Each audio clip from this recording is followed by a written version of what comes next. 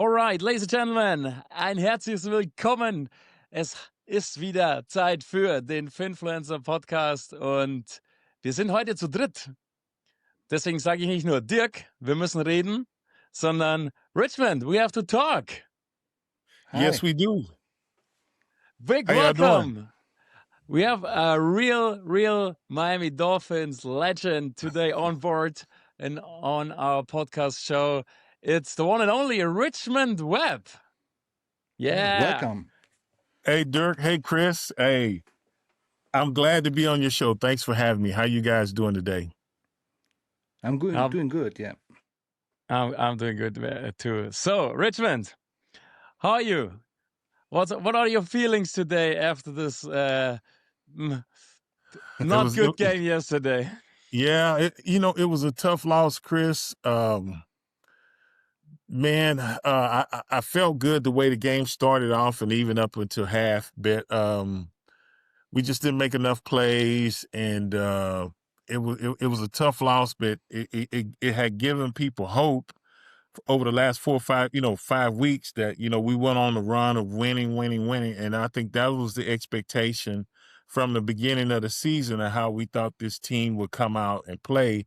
And so after all the hard struggles and we get on a little winning streak, I tell people our actual playoffs started, 4 or 5 weeks ago, because we were in a position we basically had to win out. And even with winning out, we needed a lot of help. And I felt good going into the game. I wanted to kill the narrative about, this team can't play good in cold weather. This and that. It was very cold. And it started out good. It's just we didn't get enough done. And then once we lost the game, I said we were pretty much out the playoffs. But even though we are, that was a little disheartening. But I still want to see the team fight and finish strong the remaining games. And I think we can do that.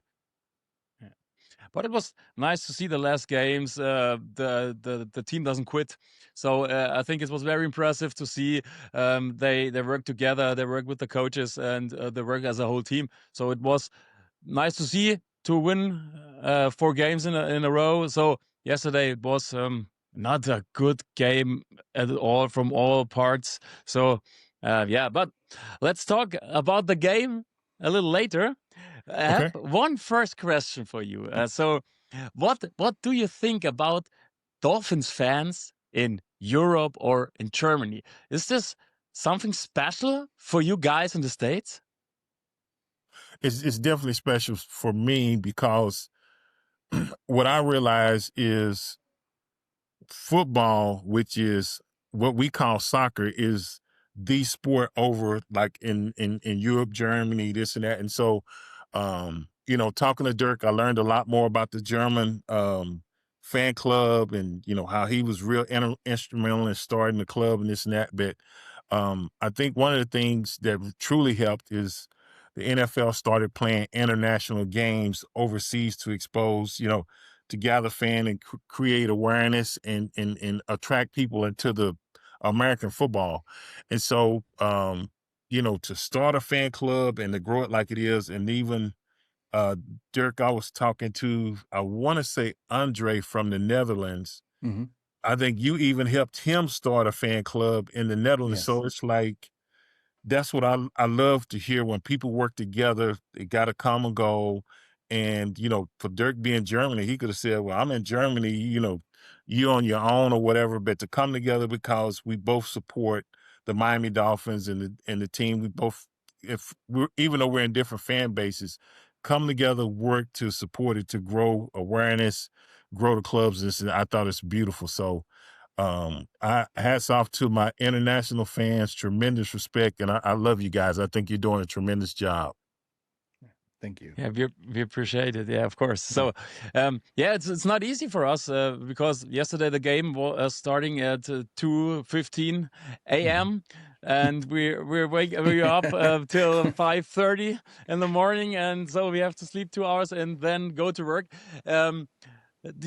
Some guys in the States call us crazy for this, and but it's our passion, and we don't miss, or a lot of us don't miss games like this yesterday because of there's no question if we wake up in the night or we stay up in the night and watch the game.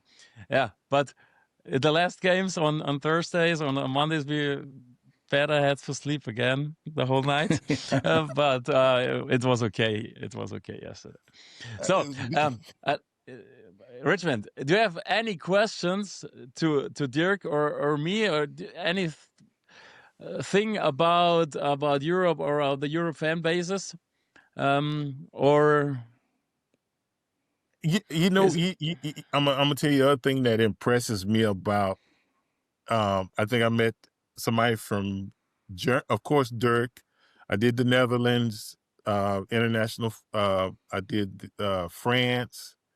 I think that was Hugo, and yeah, Spain? was it Spain? I think Spain. So I've Yeah. had like interviews with different ones. What really impresses me about the international fans is y'all speak multiple languages. You know what I'm saying? So like me, I speak English and a little bit of Spanish. You know what I'm saying? But y'all are fluent in so many different languages. I mean, I'm just really impressed with that.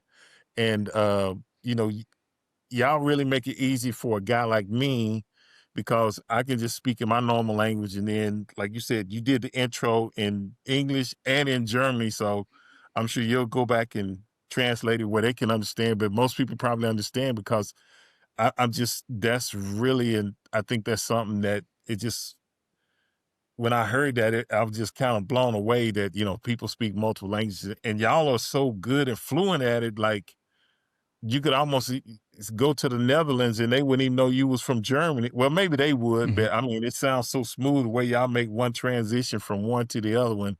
It's pretty good. But Chris, you can tell me a little bit about how you became a Dolphin fan. I already talked to Dirk. That's a question I got for you. How did you become a Dolphin fan? Yeah, it's a typical standard answer. So I was in Miami in 2007, December, for vacation, and of course, when you've been in a great city, you have to go to some sports events. So we go to the Heat, and of course we go into to see a football game. And when I say 2007, you remember this was a very bad season. This was a 1-16 season.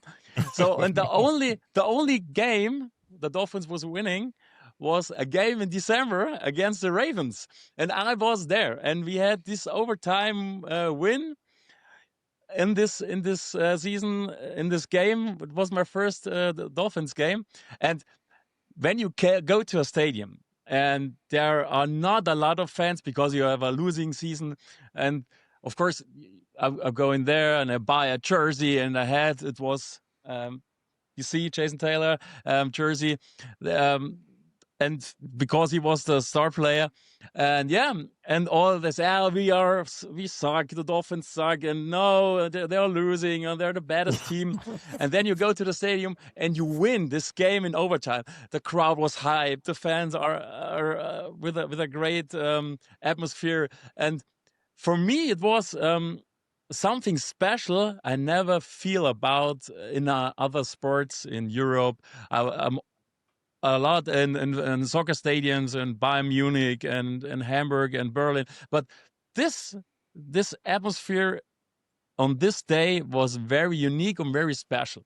And when I come back, of course, we had no TV broadcasting for NFL, so you have to go to the internet. You see the results, and some guys in my hometown starting a football club in the lowest league here in Germany, but they found a club and start playing, and the guys were all bouncers in my favorite club, in my favorite nightclub, and I know them, so I had this partnership with them, and so I go to the games in the lowest German league. So, but I have some relationship with football from this day on, and yeah, I was following the Dolphins from 2007 till today. and 2013, 2012, when the TV broadcasting in Germany starts. So my fan life grows and grows and grows. So in 2017, we started or 2016, we started our community in our Facebook group. So I thought I was the only Dolphins fan in Germany until this point, because I don't know anyone. There were a lot of Seahawks fans and Packers and Patriots, but I don't know any Dolphins fans.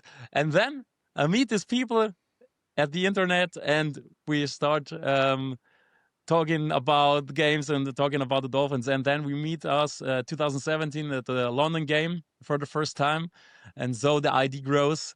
We have to start an official, organized fan community and fan club. So, and now we're sitting here and talking to you, Richmond. This is very impressive because of one day, one vacation, one situation. So this, but it never stopped from this day on. I saw the Dolphins for the first time. Well, you were our good luck charm in 2007 to help us win that football game. So I appreciate you. And I heard you say Berlin, and actually I played in Berlin in 92. Yeah. And we played the Broncos, and that was it. So I've been over there. I hadn't been back over there since then, but I was really, really impressed, and the fans were really engaged. I don't know if they was hollering for us or the Broncos, but they looked like they had a good time. So I think I played in 3 international games. My first one was against the Raiders in Tokyo in 91, Berlin in 92, and then maybe 97 we went to Mexico City and played the Broncos over there. So yeah, I had a great experience. Food, the pub, the beer, all that was we had a good time in Germany. So that's pretty amazing. And like you said, 2016 y'all started, and just imagine where y'all started and where y'all at now, and it continues to grow. And I feel you on that. Like you said, the time you became a Dolphin fan, we wasn't consistently winning like that. So like you said, you saw Seahawks, Packer fans, this and that, and then next thing you know, you hook up with my man Dirk, and then you say, hey, come on in. We're gonna find you a few more of these Dolphin fans, and you come together, and then it just makes everything better. But yeah, it's just truly amazing to me. And I can't thank you guys enough for supporting the Dolphins. I think that's one of the coolest things it is. Yeah, thank you. Yeah, Yes. it's very nice to have this community, because I think I talk a lot more with Dirk than my wife. So we every day we have conversations on WhatsApp, and we writing on Facebook, and we have a podcast, and we have a live stream on Sundays before the game. So I'm sure I'm talking a lot more with Dirk. More with my wife or my other family parts. So don't piss the wife off, Chris. That might not be a good thing. You gotta be careful, brother. Don't. You always want to keep on the good side. But it's just only from September till February. After that, I have time for my family, of course. You understand, man. I understand, brother. I got you. That's it. So Richmond, so we talk a lot about our fast. So we talk, of course, a little bit about you. So do you know your jacket size? Oh man, it's a real big. If that's a size, that's what size I wear. I'm sure it's got a few X's in it. So, but you know, just the support, you know, everybody's been doing, and you know, to make the semifinals again, and then you know, everybody's been pushing for me to make the finals. We should know that hopefully before the end of the year, whether you make it or not. That'll come out, but. Man, I can't thank people enough for the way they've supported on social media platforms, you know, just study broadcasting and keeping your name out there in front of the selectors, the Hall of Fame and this and that. You know, people don't have to do that. And when people take time to do that, that's huge. So I always thank people, because it's always something else you could be doing rather than doing that. But the way everybody's come together and worked in a unified effort to really promote me and help keep my name out there for the Hall of Fame. It's been overwhelming, and I appreciate it.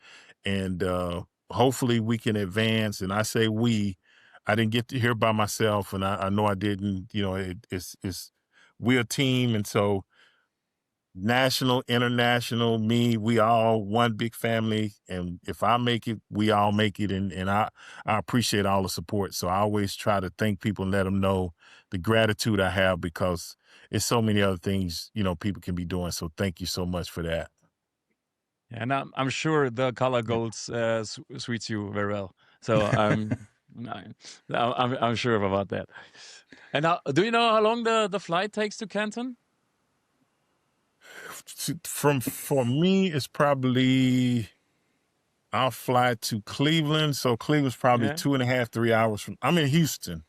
So I'm in Houston, and it's probably about 2.5, 3 hour flight. And then from Cleveland to Canton is probably 35, 40-minute drive. So it's not bad. And then actually, I will be at the Bengals game this Sunday in Miami. It's the 60th anniversary of the Dolphins since the Dolphins franchise started. So it should be a lot of former alumni.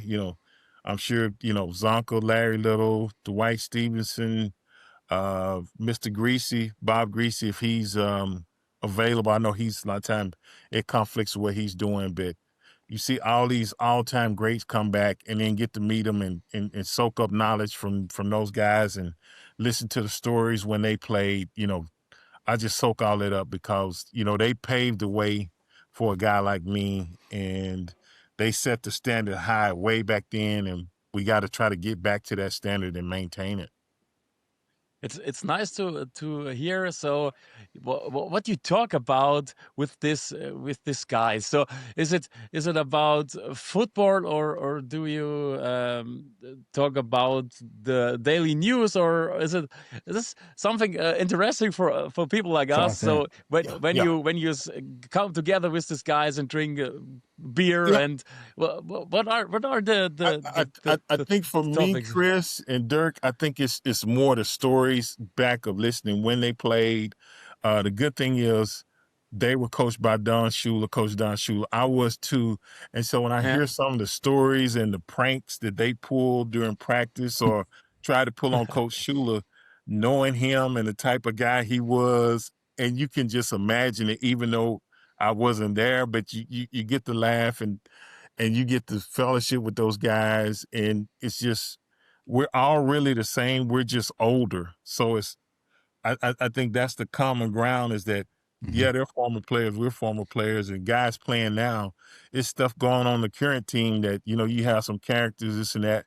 And years later, you go back and listen to those stories, and they're funny. And we kind of do that. And of course, we all kind of root for the current team. We want to see them get back to, the good days and winning football and this and that. So that's most of the time what we talk about. It is football, but it ain't like current always stuff. It's the stories and stuff like that I love hearing about. Yeah, it's great. It's nice to hear. So it's very impressive to hear some insights from you guys. Of course, this is not a thing that we talk every day about. So that's great. Richard, back today or to these days. Yesterday we had not a good game on offense side, and you're playing at the offense. But what do you think about what is the concern at the moment or this year with Tua and he? My opinion is he's not mentally on point, not at 100%. So he doesn't make good decisions, but I think it's not the body fitness or arm strength. I think he thinks too much. He's a little too takes too long to make the right decisions, and then when it doesn't work, this way, or does always going down? You're not when you have when you're doing some great throws and make some special plays. Your swag in the modern speech, so is going up, and so your mentally health or your mentally power is going down when nothing works. Is it this, what do you think about this? But because I think Tua is a very good quarterback when it works. Yeah.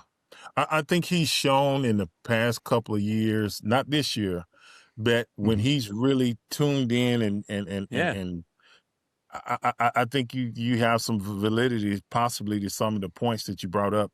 I think to me it looked like he sometimes overanalyzed where before he would drop back, get the ball out, go through his progressions and get the ball out. But now it seemed like it's almost at times look like he's hesitant to throw it because he don't want to make a mistake. And so he could be overthinking the process.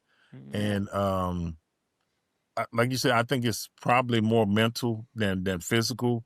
And one of the things was, I think this past offseason, he didn't, but before he was working with this guy, Nick Hicks from Perform. And really when he had his best years, he was with that guy. And so that would be something I would talk with the coaching staff and, upper management or whatever. Say, hey, I want to be the best version I can be. I really had a lot of success with this guy and I really want to work with this guy.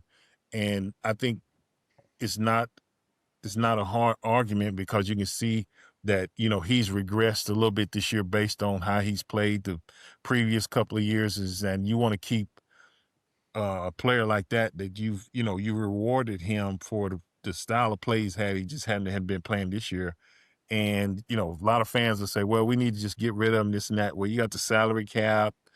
It's different implications that buy into when you pay somebody that kind of money. You can't all the time just say, okay, we're going to get rid of them because it affects who you can bring in on your team because everybody has to fit everybody within a certain amount of money. So that would be my sell and see if I can get the mental side fixed because I think he has all the physical capabilities to get it done. His body looked better. He was more in shape, looked like he had really worked out. So I would be, if I was him, I would be seeing if I could rekindle or reestablish my connection with Nick Hicks and try to get back because his footwork and everything was just so much better. It seemed like he just got the ball out quick, didn't think, and just he was reacting better. And I think that would definitely help him out. Yeah. Dirk, I always ask a lot of questions. You don't say nothing. No, it's okay for me. Okay. So, it's okay. I'm listening to you. That's good. That's good.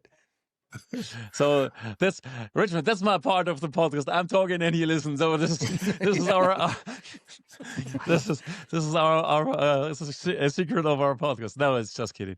So, but Richmond, when you we open a case right now. So if you are the next GM from the Dolphins, what would you do to make this team with a lot of good player, but this I told it it's like an average team, to make an average team to a contender team? I think I would start, possibly addressing some needs. I would look for a viable backup, even if Tua, the backup quarterback, because I think at times in previous years when Tua would get hurt, it would be such a drop off that typically if you're starting quarterbacks out 4 or 5 games, you need somebody to come in there and win, 2 or 3 games for you until he gets back. And we didn't have that. So I would look at that. I was going to say the cornerbacks have really came on the last few weeks. Early on, I'd say if you get a young corner and start to develop him, Jalen Ramsey went to the Steelers and we got Minkah Fitzpatrick back, but those both of them are playing the safety position, but possibly get a young corner, let him learn up under the current guys. And then I think we need a little bit more depth in the offensive line. So maybe, doesn't have to be a draft, but maybe if I can get a guard, tackle, third, fourth round that can swing and continue to develop and work and develop him. I'll be looking to add depth to what we already have and strengthen it, because you already know during the season you're going to lose certain players just to injuries, just the way the game goes. But when you lose those players, do you have a player you're developing or a caliber guy that can step in and still kind of maintain the same level of play that you're used to, where it's not a huge drop off, and then you really, really struggle to win games. So I would be more concerned about adding depth, and even maybe a tight end. Wallace, he's getting up there. He's playing when he's healthy, he's playing good, but those are the things I'll be looking for. Areas where we got good players, but we need some guys behind them that in the event that something happens to them, we can continue to push and still win games and try to get to the playoffs. So, but there, or what I hear in your thoughts, there are small parts, no big parts. So I think this is my opinion too. The base is here, so we have to put on top some small parts to make better positions, depth and cornerbacks. So, but I'm with you. So the base is here, and we have a good coach. Please don't forget, guys. All the guys who say, "Yeah, we need a new coach." Mike implements 2 years ago the best passing offense. This year, we have one of the best running offenses. So this guy is in his first head coach position, and in 4 years, he's doing 2 times a really great work with the offense. So I think we have a good coach, and he still need time. Okay, but he's a young one, and you can't win everything in the first years with a new head coach. So this wasn't the case. So I think Mike, when we stay with him, I'm sure we stay with him, and I would be happy if he stays. And then I think he's a special one. He's a special one, and yeah. Why should it not work the next years when we doing some adjustments, small ones? Yeah, I agree. I think if we make some minor adjustments, I think we'll be in a much better position. Like you said, the running game has really came on the last month or so, and I think our offense works better when it's more of a balanced attack. Because I remember, even though we were leading the league in passing, we really needed to establish the running game. It makes it tougher on the defense when you can run and pass versus kind of being one-dimensional, this and that. Yeah. It's once you figure it out, it's a little bit easier. But if you can do both, it makes it a little bit tougher on the defense to try to figure out what you're going to do to them. Yeah, it was the case yesterday. They stopped the running game, and we had no answers with the passing game. So this was the perfect scenario. This is what we're talking about. Yeah, and one thing to the actual situation. What do you think about the improvement from the defense? So at the beginning of the season, everybody was screaming on Weaver and the defense, "Hey, Grant is a bust, and what's up with Sealer?" And so now, the last games, we had one of the best. We saw one of the best defenses with the same player. So I think it's very impressive to see the growth of the defense. What do you think about this? Yeah, no question. Grant, and sometimes when you got a rookie, even though you're a high draft round pick, it takes a minute to kind of figure out, you got to adjust to the speed of the game. Are you playing the same type technique you played in college? It's different variable factors.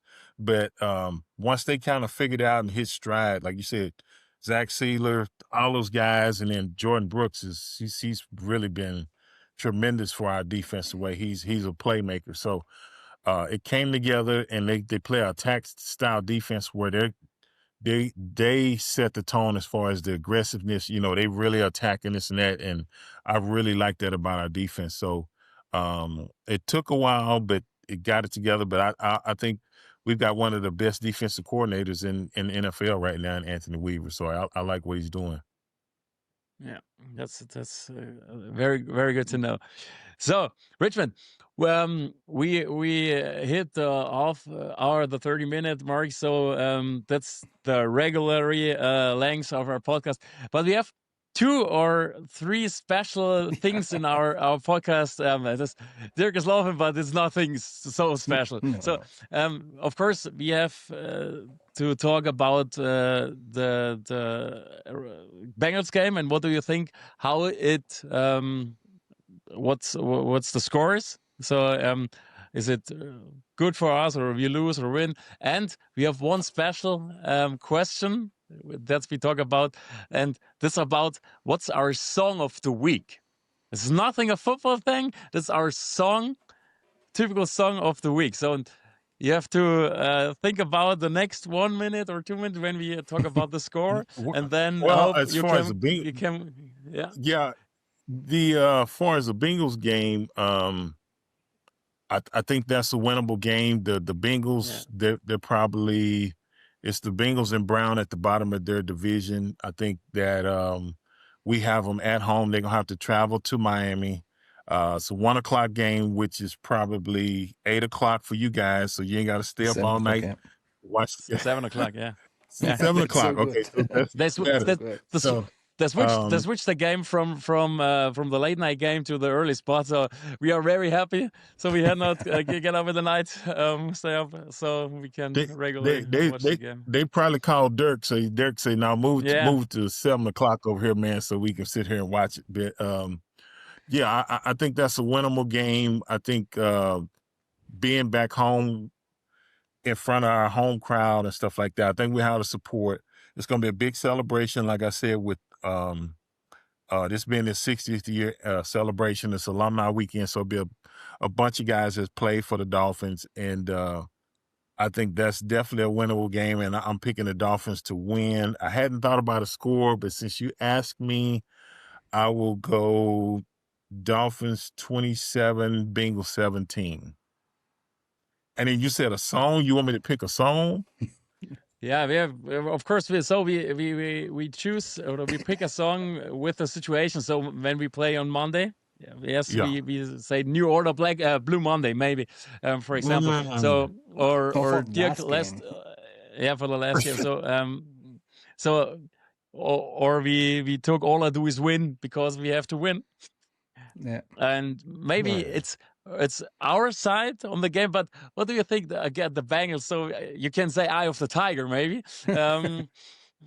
We can do a little Eye of the Tiger, as long as we taming that tiger. Yeah. As long as we tame the tiger, yeah. We can go with Eye of the Tiger. That's a good hype song. I like that one. We can go with that one. Yeah, we can go with this one. This is of course, would be fit perfect for the game. Of course, the Eye of the Tiger is great. So that's the song of the week.